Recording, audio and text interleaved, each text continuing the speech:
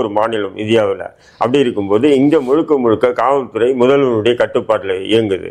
அப்போ முதல்வருடைய கட்டுப்பாட்டில் இயங்கும் போது அப்போ காவல்துறை செய்கிற தவறுக்கு முதல்வர் எப்படி அமைதியாக இருந்தார்? ஒரு சமூக செயற்பாட்டராக அது சில பேருக்கு பிடிக்கலாம், பிடிக்காமல் போகலாம், அது வேற விஷயம். அவருடைய விமர்சனங்கள் சரி தவறு அந்த விவாதத்துக்குள்ளே நம்ம போகலை, புரியுதுங்களா? திருமாவளவனை பற்றி அவர் வச்ச விமர்சனங்களோ இல்லை மற்ற விஷயங்களுக்கு அவர் வச்ச விமர்சனங்களோ சரி தவறுன்ற விஷயத்துக்கு நம்ம போக வேண்டாம்.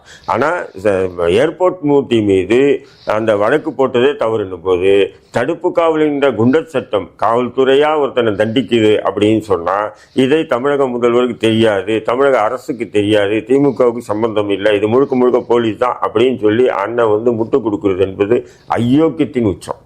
சாதாரணமானதில்லை, அயோக்கியத்தின் உச்சம் இது. இன்னைக்கு ஏர்போர்ட் மூர்த்திக்கு நடக்கும், நாளைக்கு எனக்கு நடக்கலாம், நாளைக்கு யாரு கூட நடக்கலாம். அப்போது இவர் எப்படின்னா அண்ணன் எப்படின்னு சொன்னால் இல்லை இது போலீஸ்க்கு சம்மந்தம் இல்லை, இது கவர்மெண்ட்டுக்கு சம்மந்தம் இல்லை, முதல்வருக்கு சம்மந்தம் இல்லை, இது போலீஸ் தான் செஞ்சதுன்னு சொல்லி அதுக்கு பதில் சொல்லாம எஸ்கேப் ஆகுது இந்த இப்ப சொல்றாரு பாருங்க. முதல்வர் நீதிமன்றமே முதல்வரை திட்டி இருக்கு, போலீஸ் தானே திட்டி இருக்கு.